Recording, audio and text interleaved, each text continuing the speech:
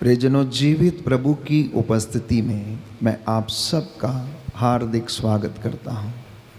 वो प्रभु जिसने वादा किया, जहाँ पर 2 या 3 मेरे नाम से एकत्र होंगे, मैं उनके बीच में हाजिर रहूँगा। और ये पवित्र समा है, पवित्र संस्कार इस रोटी के रूप में वो हमारे बीच में मौजूद है।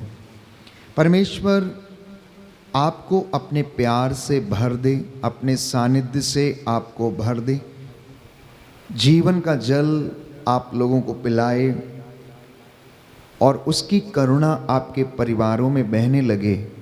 मैं इसी विशेष कृपा के लिए आपके लिए प्रार्थना कर रहा हूँ। प्यारे भाई और बहनों, दाऊद नबी कहता है कि मेरी आत्मा जीवंत ईश्वर की प्यासी है, मैं कब जाकर उसके दर्शन करूँगा। हर व्यक्ति की जिंदगी में इस तरीके का भाव प्यारे भाइयों और बहनों उत्पन्न होता, इसीलिए वो मोक्ष प्राप्ति के लिए प्रयासरत रहता है, पुण्य के काम करने की कोशिश करता है, ईश्वर को रिझाने की कोशिश करता है। दान दक्षिणा, अनेक प्रकार के बलिदान, अनेक प्रकार के यज्ञों के द्वारा वो ईश्वर को प्रसन्न करने की कोशिश करता है। लेकिन पवित्र बाइबल हमें बताती है कि परमेश्वर ये कहता है, मुझे दीनहीन और पश्चातापी हृदय से मैं प्रसन्न होता हूँ। मैं बाहरी दिखावे, बाहरी चढ़ावे से, यज्ञों से मैं प्रसन्न नहीं होता हूँ। इसलिए प्यारे भाइयों और बहनों, दाऊद नबी जो दीनहीन पश्चातापी हृदय से प्रभु के चरणों में उपस्थित होता है, उसे महसूस होता है कि उसकी आत्मा कितनी व्याकुल है, कितनी प्यासी है, जो परमेश्वर की खोज में लगी रहती है कि कब जाकर वो उसके दर्शन करेगा। क्योंकि अपने स्वास्थ्य की उमंग में दाऊद ने ईश्वर की आज्ञा का उल्लंघन किया, उसने ईश्वर के आदेशों को नहीं माना, उसने ईश्वर की आज्ञाओं का पालन नहीं किया और इसलिए वो प्रलोभन में पड़ गया और उसने अपने आप को ईश्वर से दूर कर डाला।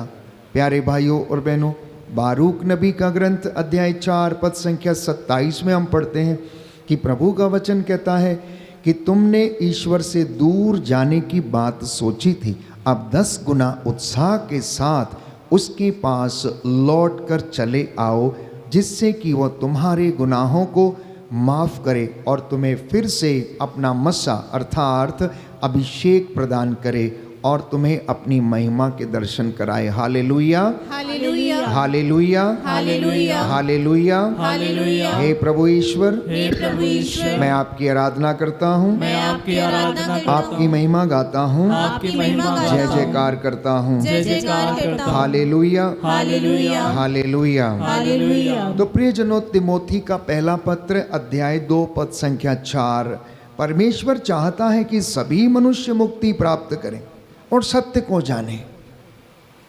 हमें इस वचन को समझने की आवश्यकता है। जब कोई प्यारे भाइयों और बहनों सत्य के मार्ग पर चलता है तो उसे जानना चाहिए कि सत्य है क्या, तभी वो मुक्ति प्राप्त कर सकता है, अन्यथा नहीं।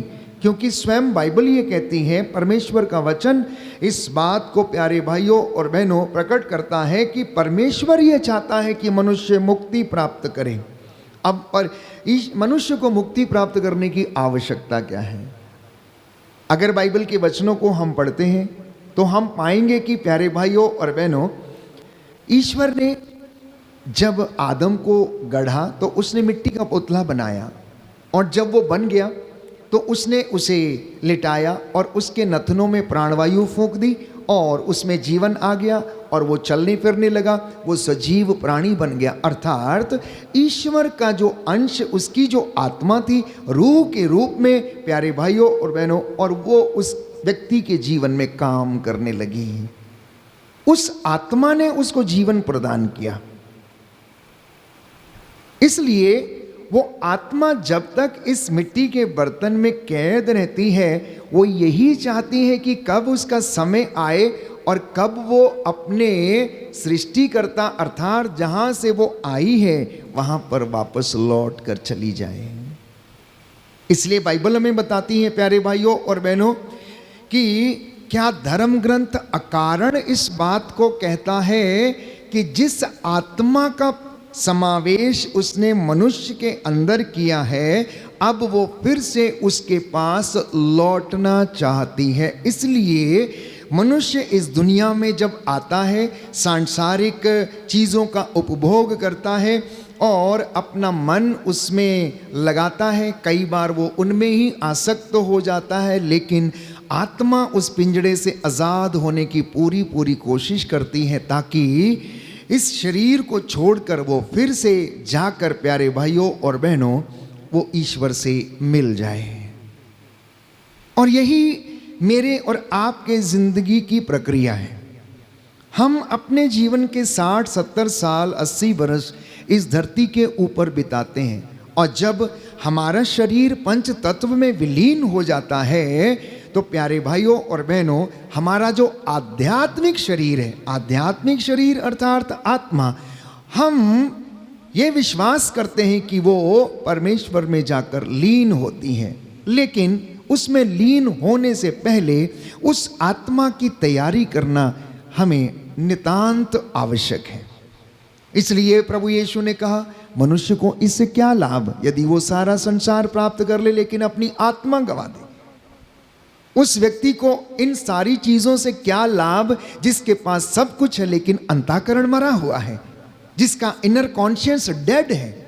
और जब उसका अंतःकरण मर जाता है तो वो अनेक प्रकार के ऐसे बुरे कर्मों में फंस जाता है, गुस्सा करता, क्रोध करता, ईर्ष्या करता, द्वेष करता, लड़ाई करता, झगड़े करता, मारता, काटता और हर तरफ उजाड़ने की कोशिश करता है। जैसा कि योहन के सुसमाचार अध्याय 10 पद संख्या 10 और उससे आगे हम पढ़ते हैं कि चोर चुराने, मारने और नष्ट करने आता, लेकिन मानव पुत्र इसलिए आया है कि तुमको जीवन मिले, तुम्हारी आत्मा को जीवन मिले, आत्मा के साथ साथ इस शरीर को भी जीवन मिले, तंदुरुस्ती मिले।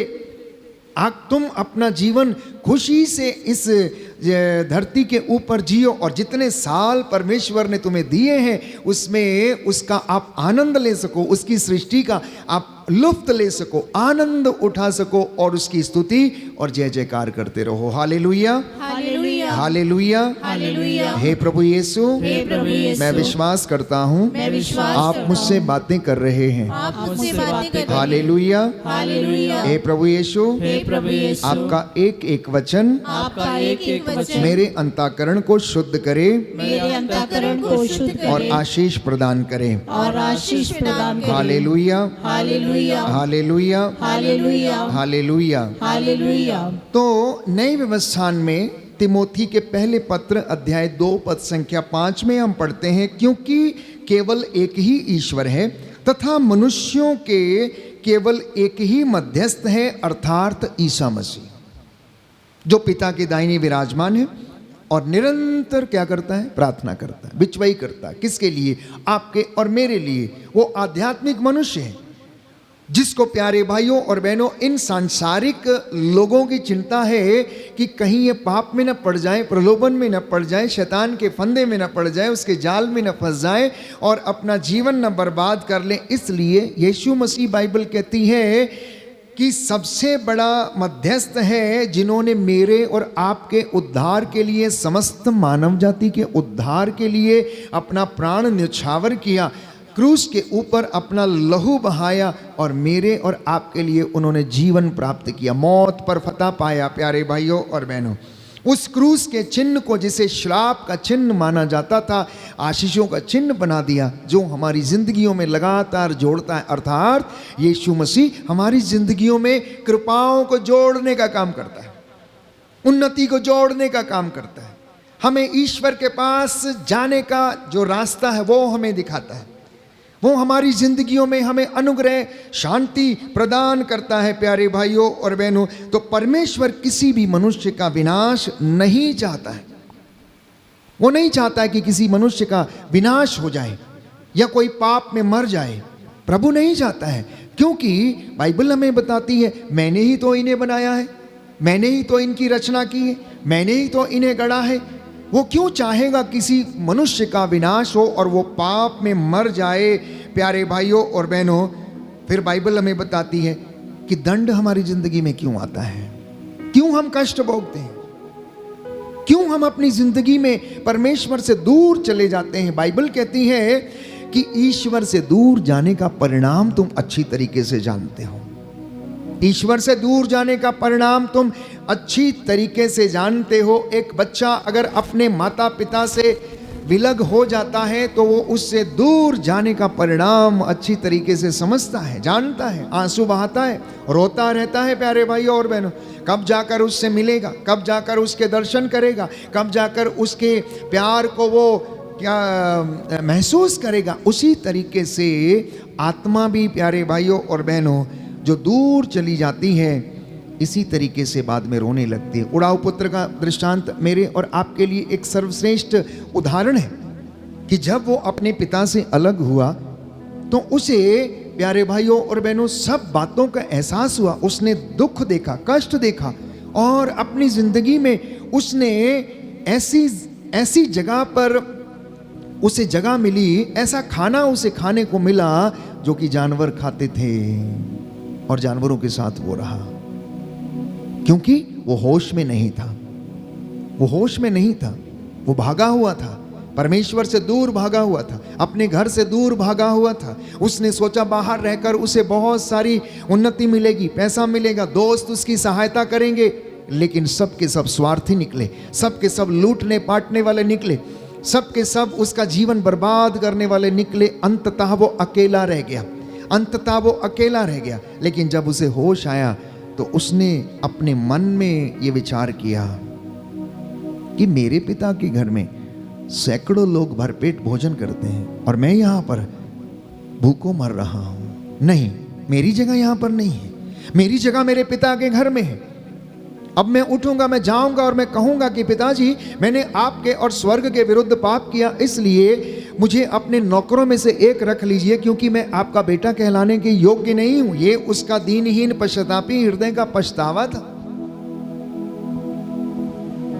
तो जब इंसान इस तरीके से सोचता और ईश्वर की ओर अभिमुख होता है, उसके पास लौटने के लिए तैयार हो जाता है, उठ के चलने के लिए तैयार हो जाता है, तो प्रियजनों, ईश्वर भी उसे अपनी बाहों में ले लेता है, माँ की तरह तसल्ली देता है, पिता की तरह प्यार करता, जैसे माँ पुचकारती है वैसे उसे पुचकारता है और उसकी सारी ज़रूरतों को पूरा करता है। उड़ाऊ पुत्र के पिता की दशा क्या थी? उसने अपने बेटे से कोई सवाल नहीं किया, उसने अपने बेटे से पूछा नहीं तो इतने दिन कहाँ था, किसके साथ रहा, तूने क्या किया, पैसा कहाँ लुटाया, किसके पीछे तूने पैसा बर्बाद किया, तूने मेरी संपत्ति उजाड़ दी।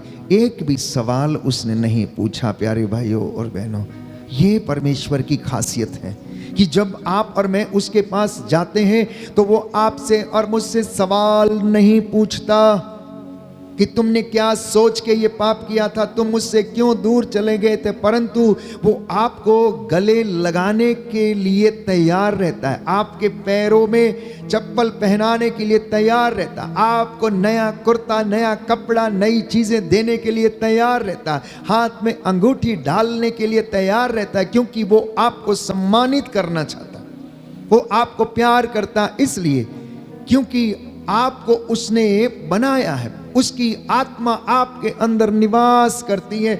इसलिए प्यारे भाइयों और बहनों, बाइबल हमें बताती है कि परमेश्वर ने मनुष्य को अपने स्वरूप बनाया, अमर बनाया, उसने मनुष्य को अपने जैसा बनाया, प्रेम से बनाया, तो कैसे वह किसी का विनाश कर सकता है, कैसे वो किसी को बर्बाद करने की सोच सकता है, कैसे वो आपको दुख में डालने की सोच सकता है। पवित्र बाइबल कहती है हम अपने कुकर्मों के कारण मिटते जाते हैं, हम अपनी गलतियों और कमजोरियों के कारण दुर्बल होते जाते हैं, उससे दूर चले जाते हैं। अब आप में से बहुत से लोग कहेंगे प्यारे भाइयों और बहनों कि हमारे जीवन में तो सब कुछ अच्छा है, हम सुबह उठते हैं, धूप बत्ती करते हैं, प्रार्थना करते हैं, अलतार के सामने खड़े होते हैं, वचन को पढ़ते हैं, सब कुछ करते हैं, फिर हमारी ज़िंदगी में दुख क्यों आता है? प्यारे भाइयों और बहनों, ऐसे ही एक नवयुवक भी यीशु के पास गया और जाकर उसने पूछा, स्वर्ग राज्य प्राप्त करने के लिए मुझे क्या करना चाहिए? यीशु ने कहा, संहिता में क्या लिखा है? उसने सब कुछ बताया कि क्या लिखा है। तो प्यारे भाइयों और बहनों, यीशु ने कहा जाओ और उसका पालन करो। बोला मैं तो इन सब चीज़ों का पालन बचपन से करता आया हूँ। यीशु ने कहा तुझ में एक चीज़ की कमी है, तुझ में एक चीज़ की कमी है, जा संपत्ति बेच गरीबों में बांट दे और तब आकर मेरा अनुसरण करना। बाइबल कहती उदास होकर चला गया, उदास होकर चला गया, क्योंकि वो उस चीज़ को छोड़ना नहीं चाहता था। आप दुआ करते हैं, प्रार्थना करते हैं, सब चीज़ करते हैं, हो सकता कोई एक ऐसी चीज़ जो आपको अपनी ओर आकर्षित किए रहती है, बंधन में बांधे रहती है, जिसकी वजह से आप संपूर्ण आनंद के सहभागी नहीं बन पाते हैं, उस सुख को आप महसूस नहीं कर पाते। प्रार्थना तो करते हैं, वचन तो पढ़ते हैं, सब चीज़ होता है, लेकिन जो आनंद की अनुभूति हमें मिलनी चाहिए उससे हम वंचित रहते हैं। तो अपनी ज़िंदगी में वो एक चीज़ का पता लगाइए प्यारे भाइयों और बहनों, जिस चीज़ की वो कमी है। ये प्रभु का निमंत्रण है आज के इस पवित्र दिन में। तो प्रियजनों, पाप मनुष्य का विनाश करता है। रोमियो के पत्र अध्याय 6 पद संख्या 23 और उससे आगे हम पढ़ते हैं कि पाप का वेतन मृत्यु है। पाप का वेतन मृत्यु है। पवित्र बाइबल हमें बताती सबने पाप किया है, सब ईश्वर की महिमा से वंचित है। लेकिन जो प्रयास करते हैं, उसके पास लौट कर आते हैं, जो पश्चाताप करते हैं, जो तपस्या करते हैं, जो प्यारे भाइयों और बहनों अपने शरीर को तपाते हैं और सिद्धि प्राप्त करते हैं, उन महान संतों की भांति, उन महान आचार्यों के भांति जो परमेश्वर की हुजूरी में आकर अपने आप को समर्पित करते हैं और आत्मिक आनंद वो ईश्वर से प्राप्त करते हैं। हमें भी अपनी ज़िंदगी में कुछ ऐसा करने की आवश्यकता है। तो परमेश्वर ने आदम और हवा को अदन वाटिका में रखा था, लेकिन आज्ञा उल्लंघन के कारण वे लोग परमेश्वर से क्या हो गए, दूर चले गए, दूर चले गए। बाइबल में बार बार हम पढ़ते हैं, जितनी बार आप उत्पत्ति ग्रंथ पढ़ेंगे हमें यही पता लगता है कि आदम और हेवा ने ईश्वर की आज्ञा का उल्लंघन किया और वे उनके अंदर पाप प्रवेश कर गया, अपराध बोध उन्हें खाने लगा। वो जाकर अपने आप को झाड़ियों में छिपाते हैं, अपने लिए कुछ इस तरीके का प्रबंध करते हैं कि किसी तरीके से उनका तन ढक जाए, पत्तों के कपड़े बनाकर पहनने का वो प्रयास करते हैं। प्यारे भाइयों और बहनों, हमारी जो नग्नता है वो सांसारिक वस्तुओं से नहीं ढक सकती। हमारा जो अपराध बोध है वो सांसारिक बातों से समाप्त नहीं हो सकता है जब तक कि परमेश्वर का अनुग्रह हम पर ना उतरे, जब तक कि उसका अभिषेक हमारे जीवन में ना आए, जब तक उसका सानिध्य हमें ना घेरे, जब तक वो हमें ऊपर ना उठाए, जब तक वो हमें आज़ाद ना करे, जब तक वो हमारे लिए प्यारे भाइयों और बहनों प्रबंध ना करे, हम में से कोई भी उसके नज़दीक नहीं आ सकता। बाइबल कहती परमेश्वर जिसे चाहता उसे ऊपर उठाता, जिसे नहीं चाहता अधोलोक तक नीचे गिरा देता है। Hallelujah, hallelujah, hallelujah, hallelujah. यीशु की स्तुति हो, यीशु की स्तुति हो, यीशु को धन्यवाद, यीशु को धन्यवाद, यीशु की आराधना हो, यीशु की आराधना यीशु की हो, महिमा हो, यीशु की महिमा यीशु को हो, धन्यवाद, यीशु को धन्यवाद। Hallelujah, hallelujah, hallelujah. हालेलुया। तो आदम और हेवा ने भी कुछ ऐसा ही किया।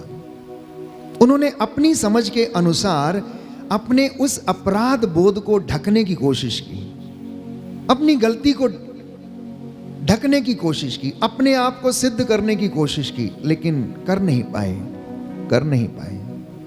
ईश्वर जानता था कि इनके पाप का जो प्यारे भाइयों और बहनों इनको जो छुटकारा मिलेगा वो ऐसे नहीं मिलेगा जब तक कि अब इनके लिए किसी निर्दोष मेमने का रक्त ना बहाया जाए, तब तक इनके पापों से इनका उद्धार नहीं होगा, इन्हें मुक्ति नहीं मिलेगी, उस पाप का दंश नहीं मिटाया जा सकता। इसलिए पहले पहल उत्पत्ति ग्रंथ में हम पढ़ते ईश्वर ने मेमने का वध किया और आदम और हवा के लिए उसकी खाल से वस्त्र बनाए। ये इस बात का प्रतीक था कि बिना रक्त बहाए पापों की क्षमा नहीं मिलेगी। इसलिए विधि के विधान में ईश्वर ने प्रारंभ से ही योजना बना डाली कि मनुष्य के पापों का जो उद्धार होगा वो निर्दोष मेमने के रक्त के बहाए जाने के द्वारा होगा। और वो निर्दोष मेमना है स्वयं ईश्वर का इकलौता बेटा प्रभु यीशु क्रिस्त, जो आदि में शब्द था, शब्द ईश्वर के साथ था और शब्द ही ईश्वर था, वो प्रारंभ से है, प्रारंभ से था और हमेशा हमेशा तक रहेगा। वो अंत है, आदि है, अल्फा है और ओमेगा है। उसी के द्वारा उद्धार है प्यारे भाइयों और बहनों। वही स्वर्ग जाने का रास्ता है, वही पिता के पास हमें पहुंचाने का मार्ग है। ये पहला संकेत था प्यारे भाइयों और बहनों कि अपनी योजना के तहत परमेश्वर अब एक मुक्तिदाता को प्रकट करेगा। जैसा कि यशायाह नबी के ग्रंथ में हम पढ़ते हैं, बाइबल हमें बताती है कि एक कुंवारी गर्भवती होगी, वो एक पुत्र जनेगी और उसका नाम क्या रखेगी? ईसा रखेगी, जिसका अर्थ है इमैनुएल, अर्थात ईश्वर हमारे साथ है। वो हमारे दुखों को अपने ऊपर लेगा, वो हमारे दुखों से लदा हुआ होगा, वो उसे प्रताड़ित करेंगे और उसके घावों के द्वारा हम भले चंगे होंगे। उसके घावों के द्वारा हम भले चंगे होंगे। जो उसकी ओर देखेगा वो मुक्ति प्राप्त करेगा और उद्धार पाएगा प्यारे भाइयों और बहनों। तो आज्ञा भंग कर जब उन आदम और हेवा ने की, उन्होंने फल खाया और उन्हें पता लगा कि अब वो नंगे हैं, इसलिए उन्होंने प्रयास किया कि किसी तरीके से अपने तन को ढकें। कपड़े, उन्होंने पत्तों के कपड़े बनाए, लेकिन ये उनके लिए पर्याप्त नहीं था। उन्होंने ईश्वर का प्रतिरूप, जो स्वरूप था, वो खो दिया। इसलिए प्यारे भाइयों और बहनों, मनुष्य जो था साधारण व्यक्ति बन गया, साधारण व्यक्ति बन गया, जिसका हृदय बुराई की ओर भी जाने लगा, अच्छाई की ओर भी जाने लगा, पाप में भी जाने लगा, पुण्य में भी जाने लगा। वो एक साधारण मनुष्य बन गया, चलता फिरता, जीता जागता, अदन वाटिका में टहलता हुआ। प्यारे भाइयों और बहनों, उस समय जब वो पवित्रता में था, जब वो अभिषेक में था, ईश्वर के प्रतिरूप में था, तो ईश्वर के दर्शन करता था। अब ईश्वर ने क्या सोचा कि अगर मैं इसके दिल के अंदर अपने आप को छिपा लेता हूं, तो यही इसकी तपस्या होगी मुझ तक पहुंचने की। इसलिए ईश्वर ने क्या किया? अपने आप को प्यारे भाइयों और बहनों मनुष्य के हृदय में छिपा लिया, क्योंकि उसे मालूम था कि इंसान अपना दिल कभी नहीं टटोलेगा। वो हमेशा दूसरों की ओर देखेगा, वो हमेशा दूसरों को देखेगा। प्यारे भाइयों और बहनों, एक सुंदर दोहा मुझे याद आ रहा है इस वक्त। बुरा जो देखन मैं चला, बुरा ना मिलया कोई, जे मन खोजा अपना, मोह से बुरा ना कोई। कि जब कहता है मैं बुरा देखने चला था, मुझे कोई बुरा मिला ही नहीं, लेकिन जब मैंने अपना मन खोजा तो मुझसे बुरा कोई भी नहीं था इस दुनिया में, मुझसे बुरा कोई भी नहीं था। तो ईश्वर को मालूम है प्यारे भाइयों और बहनों कि इंसान अपना हृदय कभी भी नहीं खोजता।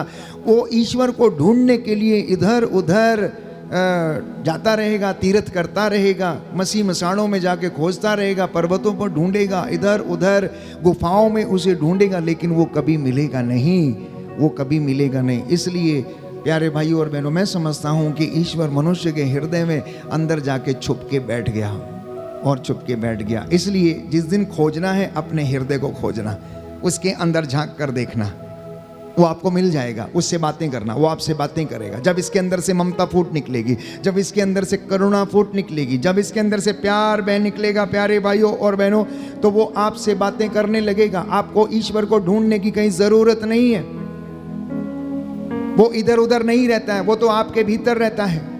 बाइबल हमें बताती है, संत पौलुस लिखता है कुरिन्थियों के पत्र में, प्यारे भाई और बहनों, क्या आप नहीं जानते कि आपका हृदय परमेश्वर का मंदिर है? जो उसमें निवास करता है, जो उसे नष्ट करेगा, परमेश्वर उसे नष्ट कर देगा।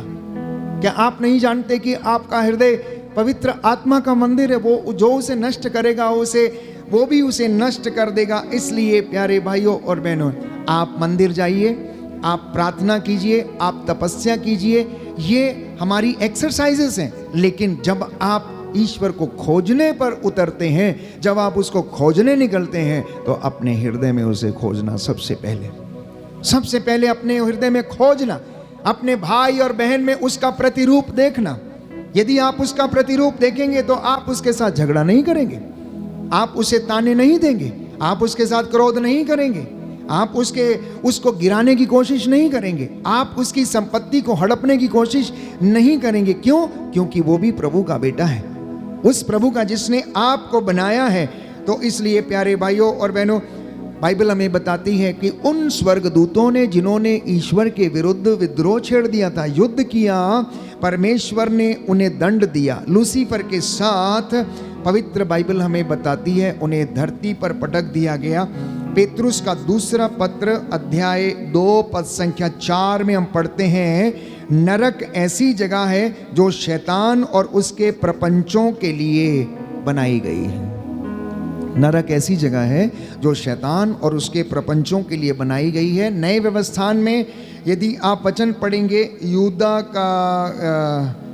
का ग्रंथ अध्याय 1 पद संख्या 6, तो प्यारे भाइयों और बहनों, पवित्र बाइबल हमें बताती है, इस वचन को मैं आपके साथ पढ़ना चाहता हूँ। Hallelujah, hallelujah. यीशु की स्तुति हो, यीशु की स्तुति यीशु हो, को धन्यवाद, यीशु को धन्यवाद, यीशु की आराधना हो, यीशु की आराधना यीशु हो, की महिमा हो, यीशु की महिमा हो, यीशु को धन्यवाद, यीशु को धन्यवाद। Hallelujah, hallelujah, hallelujah, hallelujah, hallelujah. Hallelujah. संत यूदस का पत्र नए व्यवस्थान में हम पढ़ेंगे, जिन स्वर्गदूतों ने अपनी मर्यादा का उल्लंघन किया और अपना निजी निवास स्थान छोड़ दिया, ईश्वर उन्हें न्याय के महान दिन के लिए नरक के अंधकार में अकाट्य बेड़ियों से बांधे रखता है। सोदोम, गोमोरा और उनके आसपास के नगरों ने उन स्वर्गदूतों की तरह व्यभिचार किया और वे अप्राकृतिक वासनाओं के दास बन गए।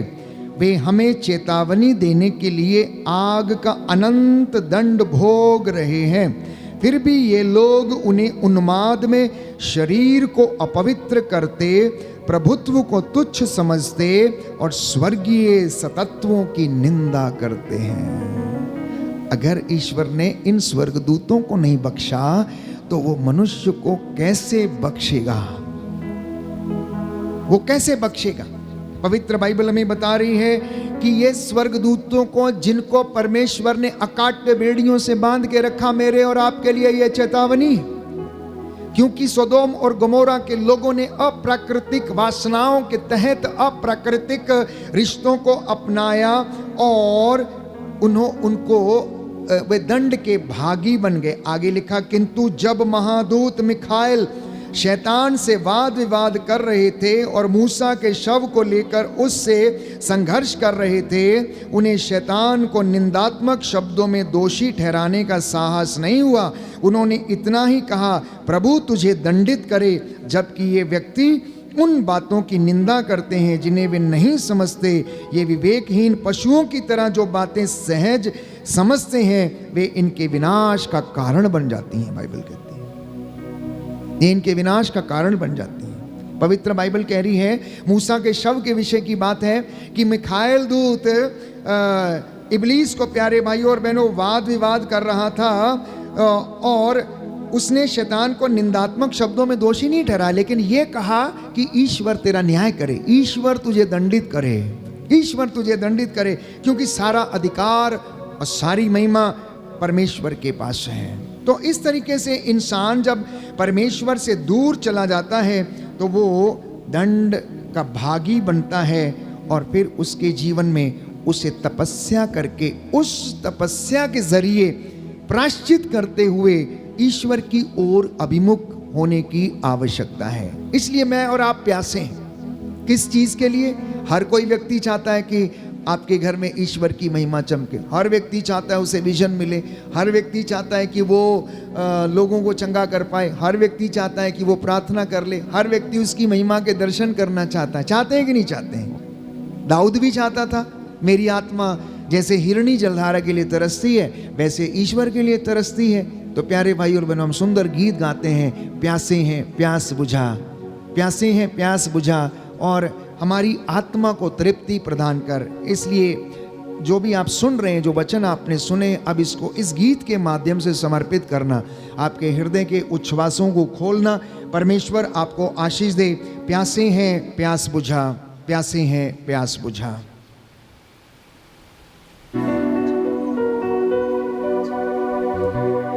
प्यासे हैं प्यास बुझा, चश्मे बहा यीशु चश्मे बहा। कहे प्यासे हैं प्यास बुझा, चश्मे बहा यीशु चश्मे बहा। प्यासे हैं प्यास बुझा, चश्मे बहा यीशु चश्मे बहा। प्यासे हैं प्यास बुझा, चश्मे बहा यीशु चश्मे बहा। दे शिफा तू बीमारों को, शिफा का तू है दरिया। प्यासे हैं प्यास बुझा, प्यास बुझा, चश्मे बहा चश्मे बहा यीशु चश्मे बहा। फिर से गाइए प्यासे हैं प्यास बुझा, चश्मे बहा, चश्मे बहा यीशु चश्मे बहा। दे शिफा तू बीमारों को, शिफा का तू है दरिया। प्यासे हैं प्यास बुझा, प्यास बुझा, चश्मे बहा यीशु चश्मे बहा। फिर से गाएं प्यासे हैं प्यास बुझा, चश्मे बहा यीशु चश्मे बहा। फिर से गाएं प्यासे हैं प्यास बुझा, चश्मे बहा यीशु चश्मे बहा। जंगल में जिसने था पिलाया, बनकर अमृत जल वो आया। जंगल में जिसने था पिलाया, बनकर अमृत जल वो आया। जंगल में जिसने था पिलाया, बनकर अमृत जल वो आया। जंगल में जिसने था पिलाया, बनकर अमृत जल वो आया। अमृत जल दे बहा, शिफा का तू है दरिया। प्यासे हैं प्यास बुझा, चश्मे बहा यीशु चश्मे बहा। प्यासे हैं प्यास बुझा, चश्मे बहा यीशु चश्मे और एक बार बहा। मिलकर गाएं प्यासे हैं प्यास बुझा, चश्मे बहा यीशु चश्मे बहा। जीवन जल का तू है सोता, बहती नदियां जो तेरा होता। जीवन जल का तू है सोता, बहती नदियां जो तेरा होता। जीवन जल का तू है सोता, बहती नदियां जो तेरा होता। जीवन जल का तू है सोता, बहती नदियां जो तेरा होता। बहने दे मुझ में मसा, शिफा का तू है दरिया। प्यासे हैं प्यास गाइए गाइए हालेलुया।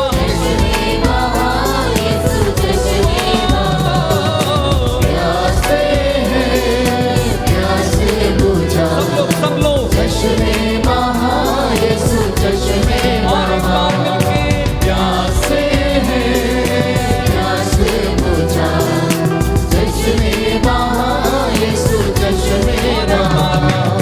प्यासे हैं प्यास बुझा, चश्मे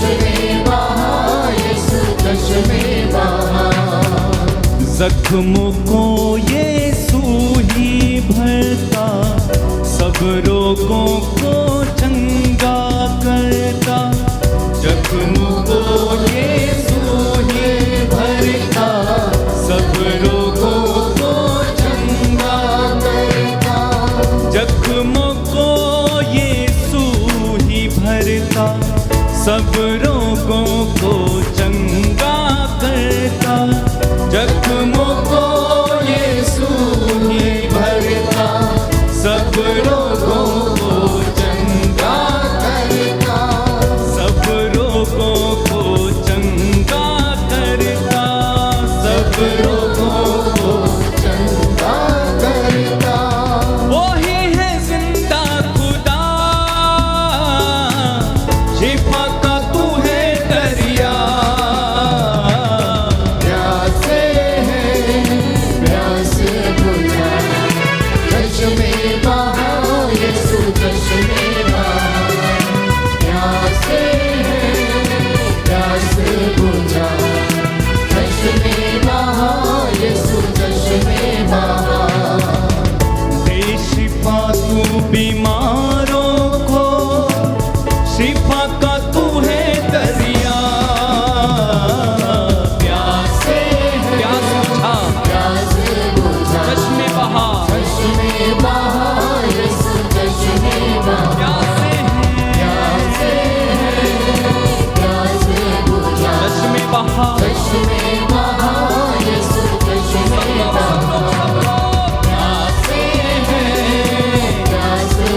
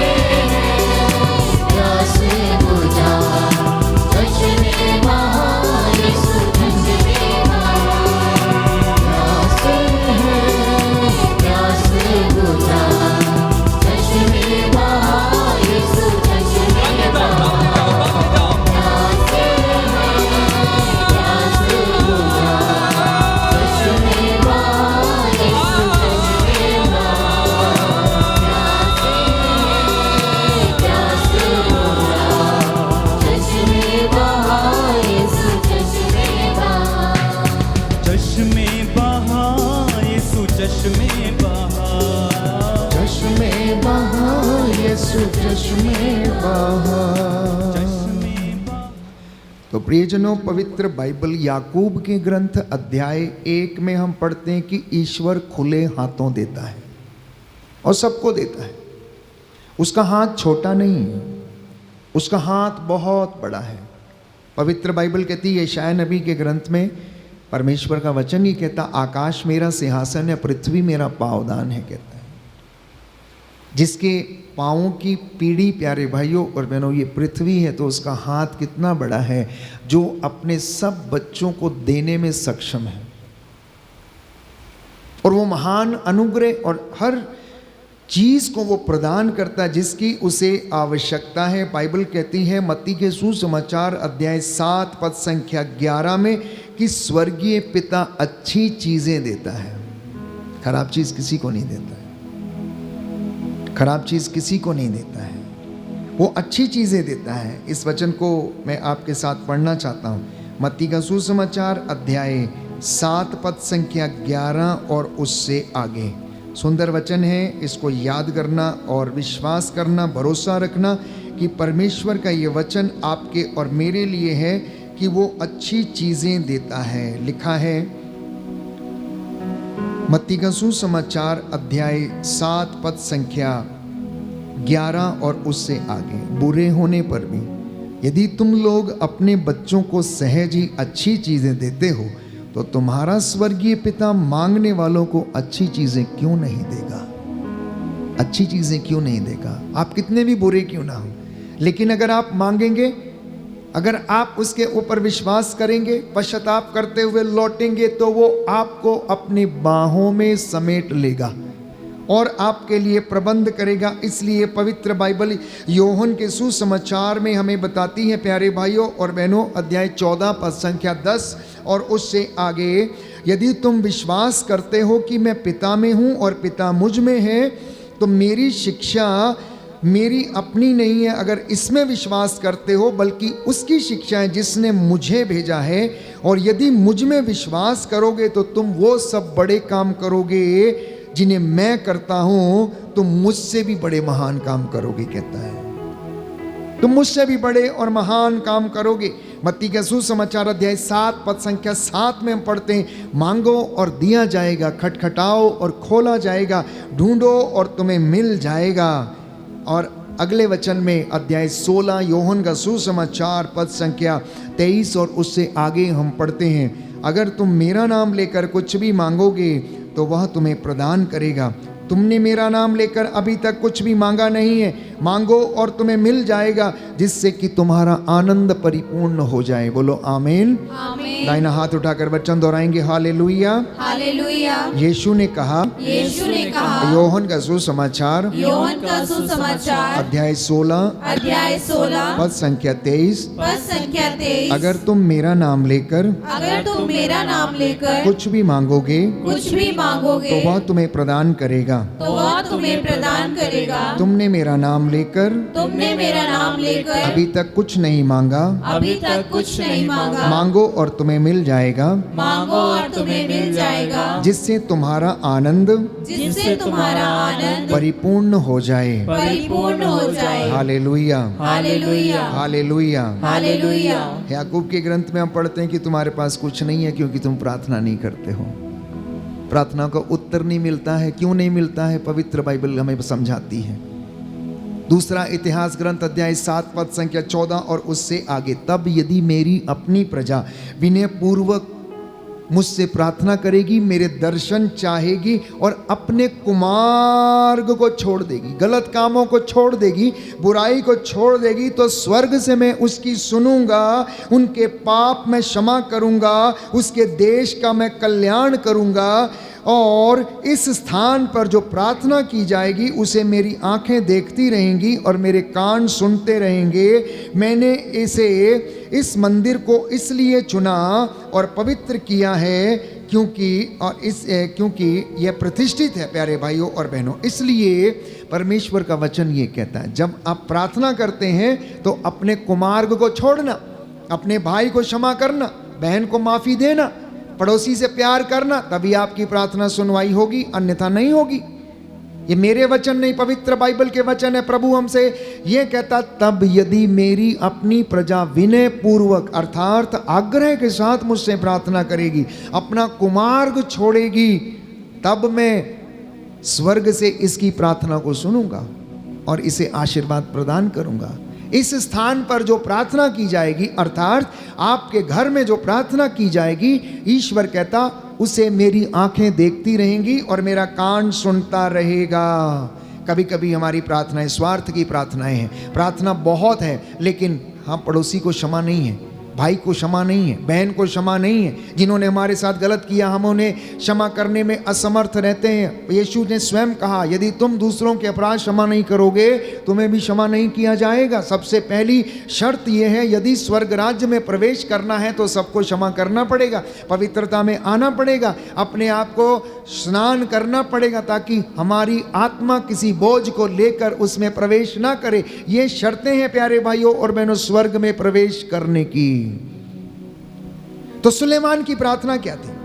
जब सुलेमान जब ईश्वर से प्रार्थना कर रहे था, तो जब हम पश्चाताप करते हैं और दीन भाव से प्रभु के पास हम लौट कर चले आते हैं, उसे हम पुकारते हैं प्यारे भाइयों और बहनों, वो हमें आशीर्वाद भी देता, अनुग्रह भी देता है और हमें अपना अभिषेक भी प्रदान करता। सुलेमान ने कहा, ना तो मुझे सोना चाहिए, ना मुझे चांदी चाहिए, बल्कि मुझे तेरी प्रजा पर शासन करने का निस्वार्थ भाव प्रदान कर, मैं निष्पक्ष रूप से तेरी प्रजा का न्याय कर सकूं। ईश्वर ने क्या कहा? देख, तूने अपने लिए कुछ नहीं मांगा, ना सोना ना चांदी, कुछ भी नहीं मांगा, सिर्फ तुमने क्या मांगा? विवेक मांगा, बुद्धि मांगी, जो कि परमेश्वर से शुरू होती है। विवेक प्यारे भाइयों और बहनों, बुद्धि, ज्ञान की शुरुआत परमेश्वर से शुरू होती है। और सुलेमान ने इसके लिए प्रार्थना किया। परमेश्वर ने कहा, चूंकि तूने ये सब नहीं मांगा, केवल विवेक मांगा, ज्ञान मांगा, बुद्धि मांगी, ताकि तू मेरी प्रजा का निष्पक्ष न्याय कर सके, मैं सारी चीजें भी तुम्हें प्रदान करता हूं। तेरी बराबरी कोई नहीं कर सकेगा। पूरे प्यारे भाइयों और बहनों, सृष्टि में उसके समान, सुलेमान के समान कोई भी व्यक्ति नहीं है। पवित्र बाइबल हमें बताती है, परमेश्वर ने उसे बुद्धि के साथ साथ, विवेक के साथ साथ संसार की हर वो शान शौकत और वो चीज़ उसे प्रदान की। इसलिए पवित्र बाइबल हमें कहती है कि सबसे पहले हम ईश्वर को खोजें, उस विवेक को खोजें, ज्ञान को खोजें, जो हमें सत्य के मार्ग पर आगे बढ़ने की कृपा प्रदान करेगा। इसलिए यीशु ने कहा, सबसे पहले ईश्वर और उसके राज्य और उसकी धार्मिकता की खोज करना, बाद में बाकी चीज़ों की खोज करना, और वो तुम्हें यूं ही मिल जाएंगी। इसलिए प्यारे भाइयों और बहनों, आज हम प्रार्थना करेंगे एक दूसरे के लिए, अपने लिए, कि परमेश्वर मुझे और आपको बल, बुद्धि, ज्ञान प्रदान करे, जिससे कि मैं और आप उसकी हुजूरी में रहकर उसकी आशीषों को ग्रहण कर सकें। वो हमें विजय दिलाता है। परमेश्वर मेरे और आपके लिए प्रबंध करता है। आंखों को बंद करें, कुछ क्षणों के लिए मौन हो जाएं, मौन हो जाएं। सत्य के ज्ञान प्राप्त करने के लिए प्रार्थना करें, सत्य का ज्ञान प्राप्त करने के लिए प्रार्थना करें, अपने अहंकार से छुटकारा पाने के लिए प्रार्थना करें, अपने ईगो से छुटकारा पाने के लिए प्रार्थना करें। परमेश्वर की स्तुति और महिमा करने के लिए सामर्थ्य मांगे। बाइबल कहती है, यदि कोई धनी बनता है तो वो परमेश्वर के अनुग्रह से, उसकी कृपा से, अन्यथा नहीं। परमेश्वर की नजरों में धनी व्यक्ति वो नहीं जिसके पास शान शौकत, पैसा या सब चीजें हैं, परंतु जिसका आचरण अच्छा है, जो दुष्टों की संगति में बैठता नहीं है, जो विनम्र हृदय है, जो दीनहीन है, पश्चातापी है, परमेश्वर उसके हृदय से प्रसन्न होता है। ये पवित्र समय है, हम उसके लहू में नहाएं और अपने आप को शुद्ध करें, पवित्र करें। उसका वचन हमने सुना है। प्यारे भाइयों और बहनों, प्रभु चाहता है कि हम उसके पास लौट कर चले आएं। मैं आप सबके लिए, जो निराश हैं, टूटे हुए हैं, आर्थिक तंगियों में, कर्ज में डूबे हुए हैं, मैं प्रार्थना करूंगा, प्रभु आपको हिम्मत और हौसला दे। जो बीमार हैं, रोगी हैं, कष्ट में हैं, दुर्घटनाग्रस्त हो गए, प्रभु आपको दुख सहने की शक्ति प्रदान करें। मैं आपके लिए प्रार्थना करूंगा, जो आपकी योजनाएं हैं, वैवाहिक जीवन की योजनाएं हैं, प्रभु को पसंद आएं, वो आपके लिए एक अच्छे जोड़े का प्रबंध करे, अच्छे पार्टनर का प्रबंध करे। उसकी योजनाएं आपके परिवार में, जीवन में, बिजनेस में, कामकाज में पूरी हों। समर्पित करना, अपने हृदय को खोलना प्रभु के सामने, और एक एक बात के लिए उसकी स्तुति करना, सुख के लिए, दुख के लिए उसकी प्रशंसा करना, धन्यवाद देना। उसने हमें ये सुंदर मौका दिया है ताकि हम उसकी हजूरी में खड़े होकर उसकी महिमा कर सकें और उसका धन्यवाद करें। यीशु के लहू में नहाएं, यीशु के लहू में नहाएं।